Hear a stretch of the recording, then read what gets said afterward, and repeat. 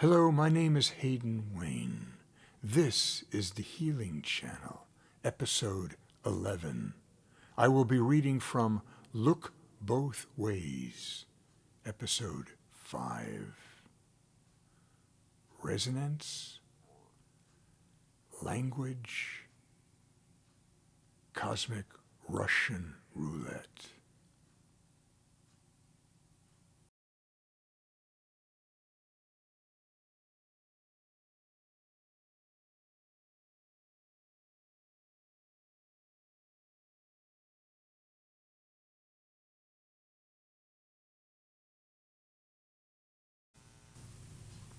Resonating sounds, 30 to 100 hertz, gamma waves, self-awareness, psychic abilities, higher insight. 14 to 30 hertz, beta waves, waking state, alert. 8 to 13 hertz, alpha waves, daydreaming, creative, relaxed. 4 to 8 hertz, theta waves, dreaming, hypnotic, meditative. 0.5 to 4 hertz, delta waves, unconscious, asleep, deep sleep. The what is referred to as entrainment.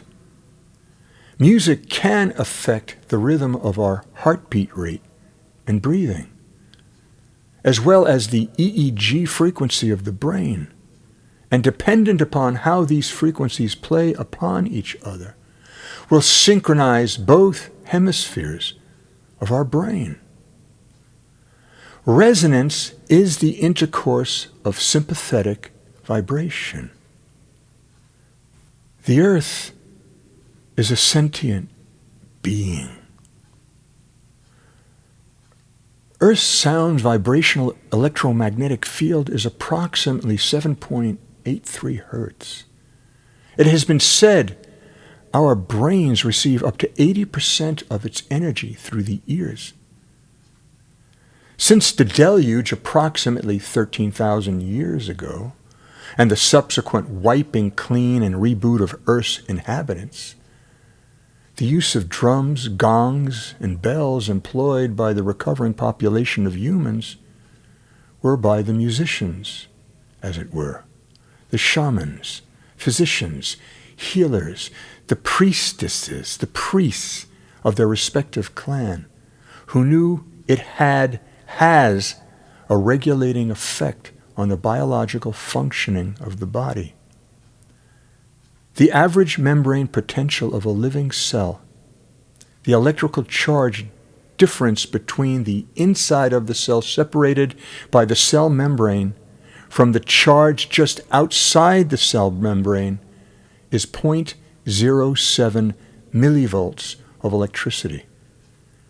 There are 50 trillion cells in our body.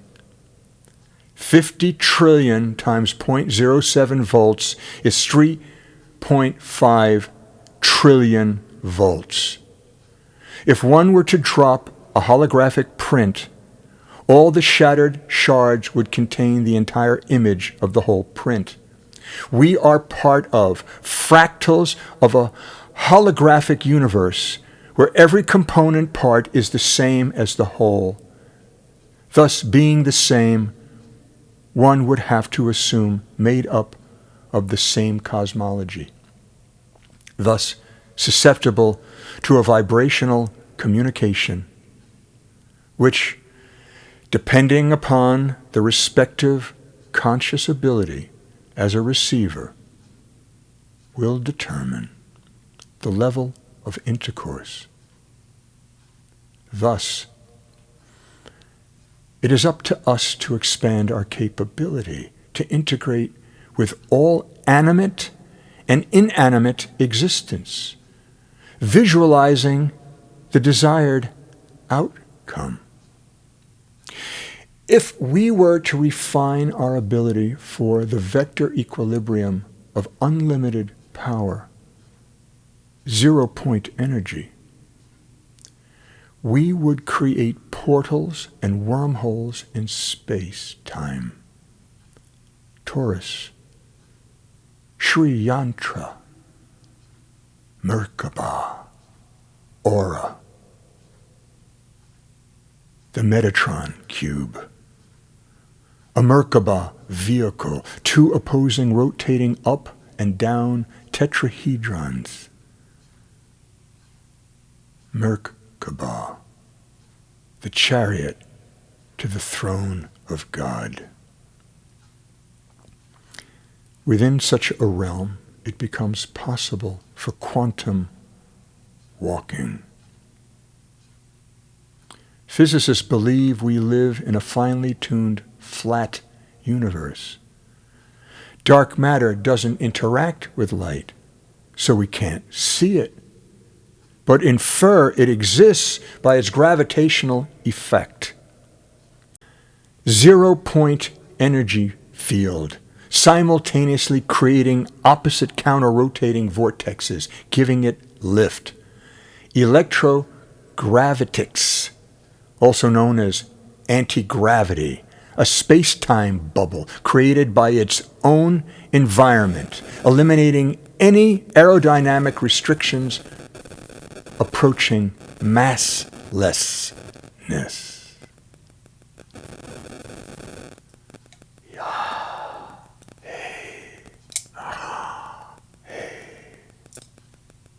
I am. Christianity, the word. Hinduism, Egyptians, song. Aboriginal, 3 sacred songs. When supernatural beings broke through the surface of the earth, evoking dream time, the sacred narrative of creation. Song in proper sequence, subsequently navigating vast distances. The 6 days of creation. The 6 aspects of The 6 aspects of the eye of Horus. Smell, sight, thought, hearing, taste, touch. It's all about sound. Everything has its own frequency, a prime resonance frequency. The unification of the entirety of the universe, the cosmos, the totality of totality, is resonance. What frequency each quanta have, how quanta subsequently congeal, clumping into various states of matter, regardless of how ultimately large and complex. The source of creation is sound. Sound is the result of vibration. Every vibration is a photon of light's potential. Sound and magnetism, where sound vibration become toroidal, manifesting magnetic fields, creating electricity. Thus, as the indigenous know, an interconnected web.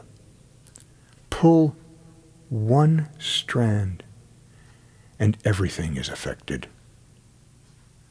Expanding my mind as I reach further into fathomless memory, the time has come, as it has always been in purity, we arise and awake ourselves, connecting completely into oneness.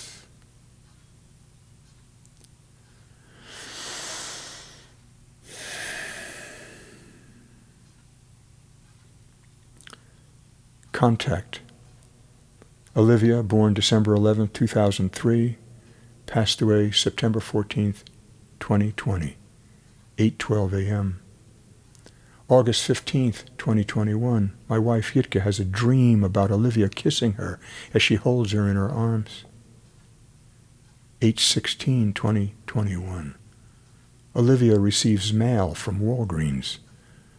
August 17th, 2021, I find one of Olivia's hard white lacrosse balls we had lost while playing outside on the grounds by the garage door while liquidating the remaining equipment at where our former photography business was.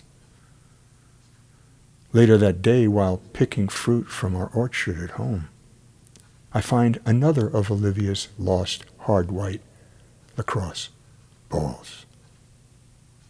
Full moon, Sunday morning, August 22nd, 2021, 8:01:47 a.m.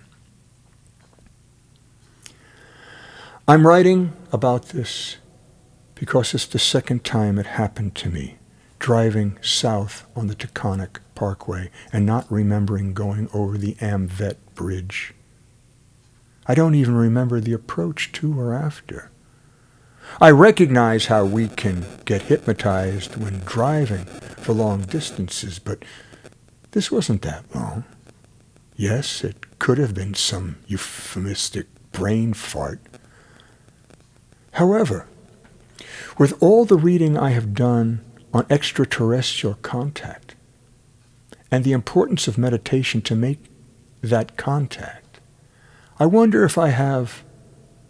Time travel's length can be whatever it is, because regardless of length, a time traveler can then return to the slot of time left, even if it seems insignificantly small. I don't remember either time it happened, only the before and after. To hear all the stories told about abduction, let alone contact, I could very easily fantasize my mind was wiped clean so that there is only this hole, this blank in my travels. Is there a magnetic field around the Amvet's bridge that is intensified because of its structure? I wonder how many more times this will happen. Where is anywhere anyway? Yesterday, I virtually attended a lecture on quantum field theory at Cambridge. It was fabulous. I had an excellent seat and was able to replay certain sections to make sure I fully understood the complexity of it all. I'm beginning to connect the dots to many things. We obviously exist in many planes, many fields, composed of the same fundamental matter that should allow us to exchange ourselves for many different purposes. I firmly believe there is a key to be found that allows us the ability to telepathically and telekinetically communicate and expedite. It has to be within frequency modulation, and how to adjust it as well as focus it in order for zero separation, whether between individuals or animate and inanimate objects. When comparing physics to music, where in physics the insane complexities of math try to explain cosmology, as a composer I can only assume the similar complexities when trying to explain how to compose a piece of music, or more aptly, how a large symphonic work has been composed. Though one might be able to discuss the content as in its form, melodic application, and harmony, nonetheless, the ephemeral qualities that make the composition specifically unique as compared to another, the explanation will never rise to the heights of the work performing itself. No matter how one dissects and rationalizes, the piece will always speak the loudest and the most honest in its own telling. When I was young, I was taught the 3 pyramids of Giza and their elaborate burial complexes were built from roughly 2550 to 2490 BCE by pharaohs Khufu, which is the tallest, Khafra, the background, and Menkaure, foreground. When one takes into account how primitive the tools were, let alone not having the aid of mechanized modern machines, the task seems utterly impossible. There are 2.3 million stones in the Great Pyramid, weighing approximately 2.5 tons each, the total structure weighing 6.5 million tons. If this structure were built in 20 years, as we have been led to believe, it would mean each block had to have been cut and then moved into place about every 5 minutes continually with a slave labor force in the thousands. The red granite alone was quarried from Aswan, which is 500 miles away. This seems an impossible task. I believe the Sphinx, facing west to east, was built honoring Leo, which meant, in order to align with the constellation, 10,500 BCE, not in approximately 2,500 BCE for the pharaoh Kefir, the building of the second pyramid at Giza. The head supposedly honoring Kefir is too proportionally small compared to the rest of the lion's body, and was obviously carved out of the original lion's head. I also believe when the huge Ice Age sheets melted, the oceans rose several hundred feet, maybe high enough to dissolve the Tural limestone of the outer covering of the Great Pyramid, all the way up to the remaining portion at the top. Certainly, there is clear evidence of water erosion around the Sphinx. This in itself would indicate a dating of the site to be at least 12 to 13,000 years old. Water plus carbon dioxide combine to produce carbonic acid, H2O plus CO2, H2CO3.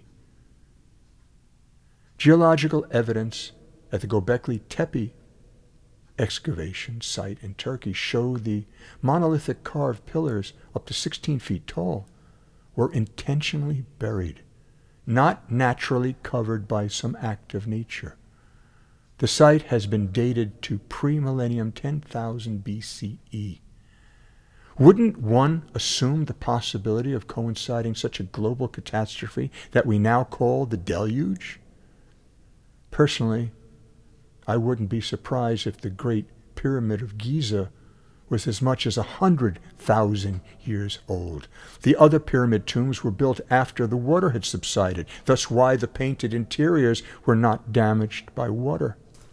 If we accept the hypotheses of engineer John Cadman, the subterranean chamber of the Great Pyramid, with its diagonally declining 330-foot shaft, had water feeding into it. The rising and falling of water hit against the upper granite slab directly below what is called the King's Chamber, causing it to resonate at a specific frequency, releasing electrons, creating a controlled vibration of the granite inside the structure. Just as an earthquake will vibrate the granite in the earth, creating electromagnetic energy and possibly sending microwave radiation into space. Was this purposely done as a form of communication, like our present SETI programs, sending out messages into space, as suggested by theorist Christopher Dunn? Perhaps this is an indication where the Egyptians came from and where they got their technology. The slightly radioactive interior pink granite passageways electrified the air within them. The dolomite interior stones were an excellent conductor of electricity. The Tural limestone covering was the insulating exterior, like an insulated wire with its various layers. The pyramid sits on a telluric current, a higher electromagnetic force of the earth. The Nile River used to run alongside the Giza Plateau. Now it's 80 kilometers away. With the Nile so close, the tides would wash through the dolomite, limestone aquifers below the pyramids, creating an electromagnetic radiation rising up through the Great Pyramid, suggesting it was a power plant. Add in no mummies were ever found inside, let alone elaborate carvings and hieroglyphs, as found in other tombs. Why would someone construct such a huge edifice if it didn't have a more specific function? If we accept Nikola Tesla's hypotheses, the Earth continually radiates electromagnetic waves. then how far-fetched would it be to believe the great Giza pyramid was a machine to harness this energy, possibly radiating it out to other pyramids as well as out into space, linking them into one mainframe grid, supplying whomever built these things with an endless supply of energy to draw from. Reboot the Great Pyramid of Giza, and thus reboot the pyramids of the world. What if the hieroglyphs are not to be transliterated into words, but mathematics?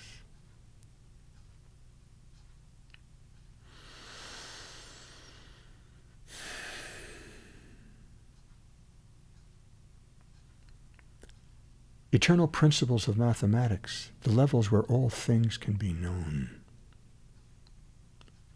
Ritambra Pragya,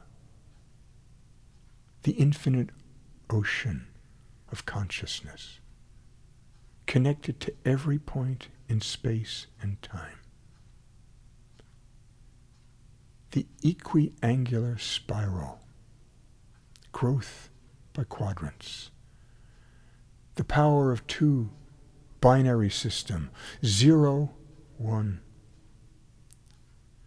2 to the 0 is 0, 2 to the 1 is 2, 2 squared is 4, 2 cubed is 8, 2 to the 4th is 16, etc., etc., etc.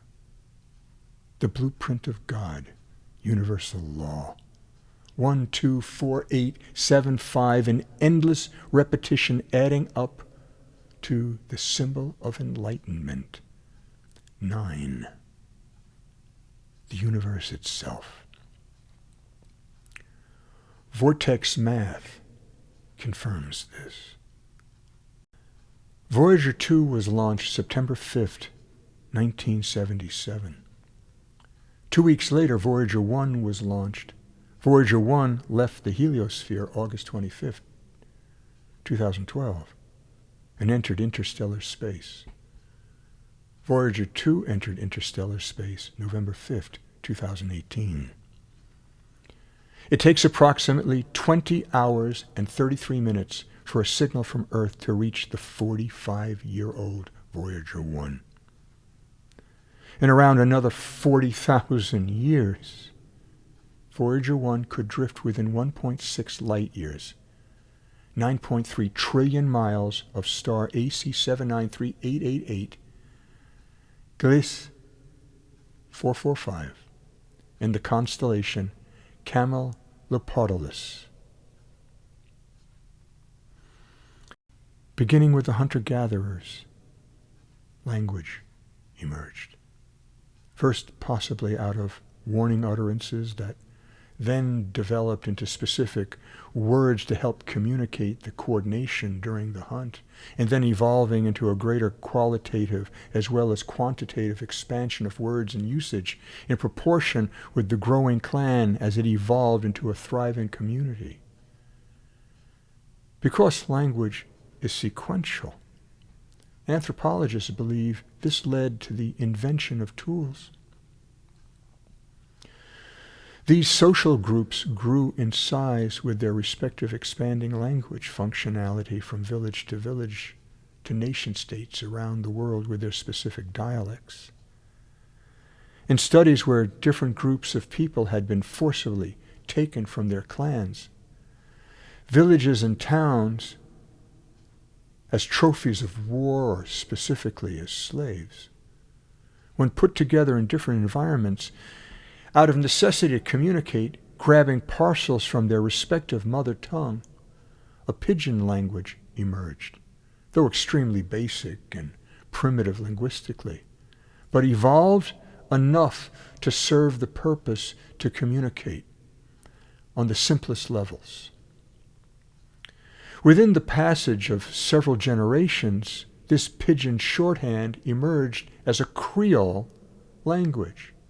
But what is truly remarkable, regardless of where other groupings of diaspora people or where the different languages were concentrated on the planet, the constructs of these respective Creole languages were rather similar, even though these individual groups never cross-pollinated, inferring we have some genetic process within our speaking skills as a species. The 5 main components of language: phonemes, any of the units of sound in a specific language that distinguish one word from another. Morphemes, the smallest linguistic part of a word that can have a meaning. Lexemes, the unit of lexical meaning which exists regardless of any inflection ending it may have or the number of words it may contain. Syntax, grammatical arrangement of words. Context, parts that surround and clarify a word or passage, along with grammar, rules of language, inflection, forms, etc. Semantics, relating to meaning in language. Pragmatics, dealing with matters with regard to their practical requirements or consequences. These components work together to create meaningful communication among individuals. Also, it was discovered in areas of greater biodiversity, the greater the diversity of the languages. These studies also began to recognize out of the 6,000 different languages on Earth, it is projected 90% of them will disappear within this century, faster than even now our biodiversity itself, into what appears to be one common denominator. It's not so much that this is because of fewer people speaking their respective tongues, but those groups of languages with fewer constructs as compared to the more complex ones, where the rarest are the ones closest to grammatical extinction. Are we to assume this puts us into peril because of a greater susceptibility to disease because of diminishing diversity? And language extinction is the canary in the coal mine? If you don't learn by living and live by learning, you're not alive.